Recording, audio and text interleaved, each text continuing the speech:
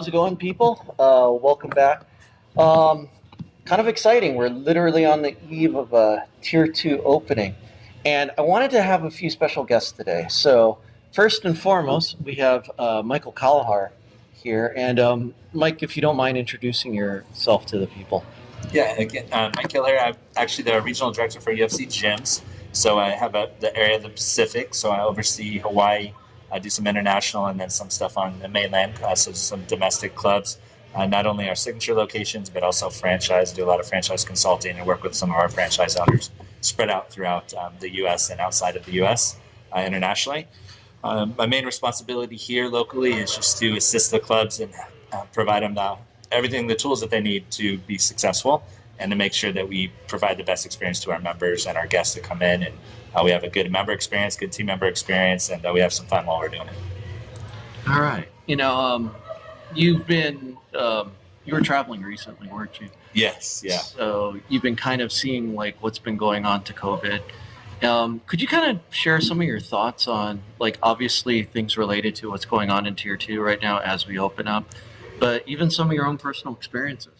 Yeah, so the Tier 2, obviously Hawaii is, when you look at it, it's very restricting to a lot of areas. Obviously, they modeled after California and what Governor Newsom's done, and there's a lot of inconsistencies throughout California and different counties like LA County, which continues to be closed, which neighboring counties are open, and so on. But here, obviously, I was just, we're moving into Tier 2.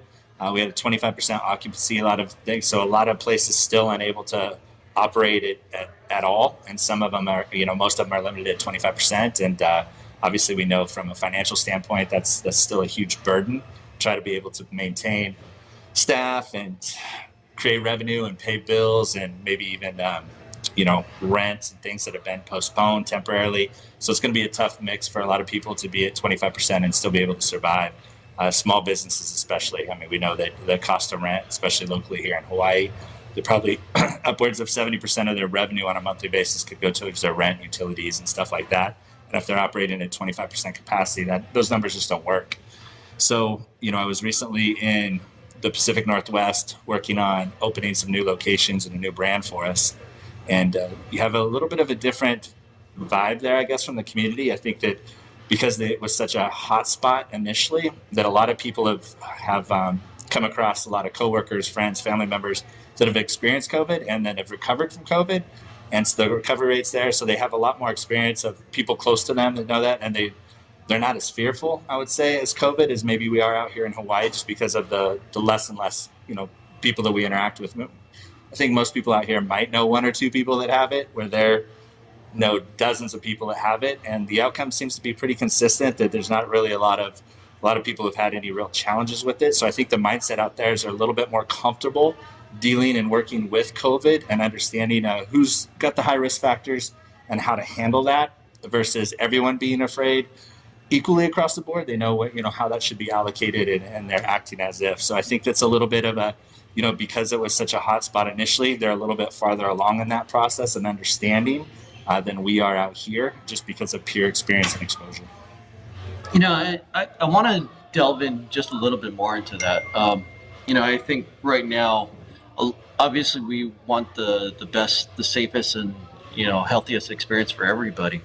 But also, I think one thing that kind of gets underlined is the mental aspect, for sure, of what people have been going through. And I think some of the things that I don't want to go too deep dive into it, but people can be really frustrated. There's a lot of different anxieties, as you just mentioned, members coming into the gym. What's a few things that you kind of speaking to people from our experience when we first opened up originally back, from March closure, to like things to expect, but also like behaviors and whatnot? Yeah, I think when you kind of what you touched on, the mental component, when you look back now that we've been closed 5 months, so 5 of the last 7 months have been closed and locked down, and we're really in a situation where a lot of people are kind of under somewhat of a house arrest, and the issues and the anxiety and the depression and all those things that go on with that. And we've seen a lot of issues on the mental illness side of it. We know how good working out is for everybody physically and mentally, and not having those releases is been compounding some of the issues. So we're seeing right now, we're seeing the stats just pile up on things like domestic violence, alcohol, drug use, crime. People are resorting a lot more to crime. We're seeing, where I was just at the Pacific Northwest, the homicide numbers are up over there, higher than they've been in decades. And so you're seeing a lot of these back end effects of the lockdown, right? From a financial component, but also a mental health component. And it's very challenging. There's actually one of the latest peer-reviewed research I did was on one of the first of its kind of a global survey that went out. And there are some good things to come about this. There's less fast food being consumed for people because more people are cooking at home. But the bad part is people are snacking more, so obesity is going higher, and the depression and things that are tied with that are obviously continue to increase. So we're seeing a lot of those challenges that we face with, diabetes, obesity, hypertension, all these types of chronic illnesses. We're seeing those numbers increase and increase. And like I said, otherwise the drug use and domestic violence stuff as well. So we may be slowing down the spread of a very contagious disease, but we're also creating different issues, which we always know that those are unintended consequences of what we do. And that's something that we're going to be dealing with long term, not only the financial consequences, but those other things. So we need to be aware that that exists and that we balance that out accordingly, because there's risk factors in all decisions that we make.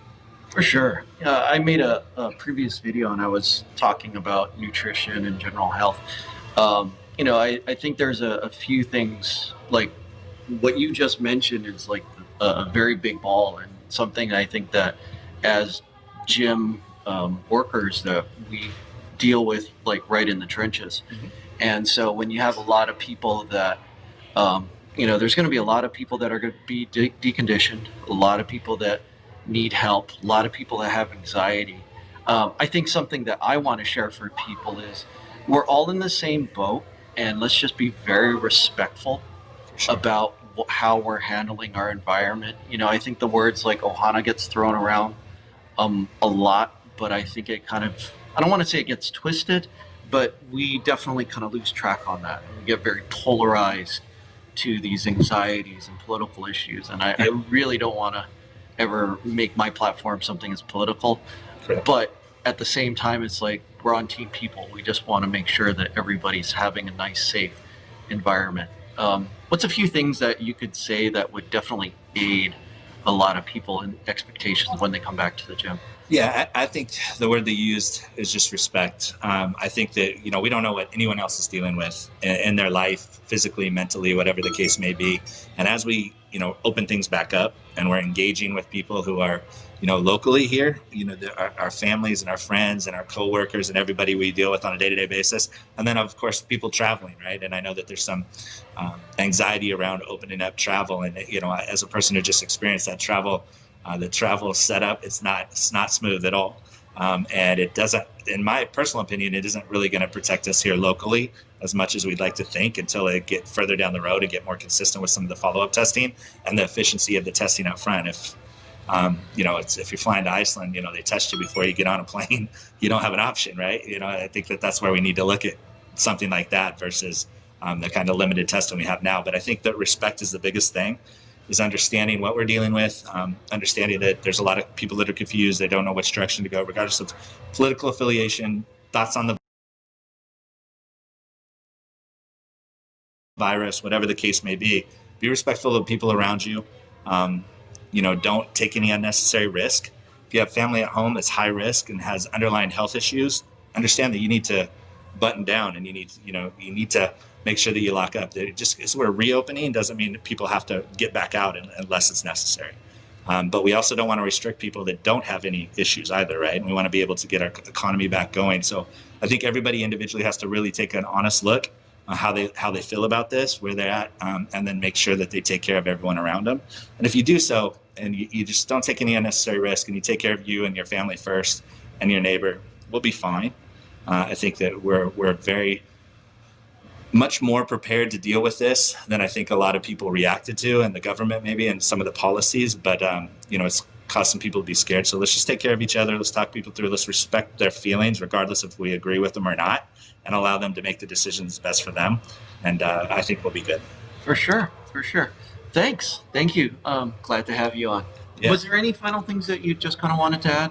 One thing that I will say that that a lot of people are looking at this and it's kind of an overlooked issue. And one of the things I'm researching a lot right now is we're looking at seeing like a lot of things like, cancer numbers, things like that potentially going down right now. But we have to look at that as not being the reason why, right? Because of the people being restricted on their health care and not going and maybe not going and getting their regular checkups and, just being like visiting their doctor for other things because the COVID thing is such a huge overlying deal that I would say that everyone out there needs to still be focused on their regular checkups and things for their normal, themselves, especially things like that need early detection, like cancer and things like that. We've now had people not go into the hospital unless they have advanced symptoms or whatever the case may be. So, that's something that isn't really being talked about either. And I think is a huge, huge issue. Continue to take care of yourself if you're a high risk population for, any type of cancer, whether it's breast cancer or colon cancer or whatever the case. Continue to do your regular checkups and just be out ahead of that, because we know how far as those things go through the different stages. If we're avoiding getting out and doing that because of COVID, but those things get into advanced stages, obviously we know what happens with that too. So I think that's very rarely been discussed that I've heard.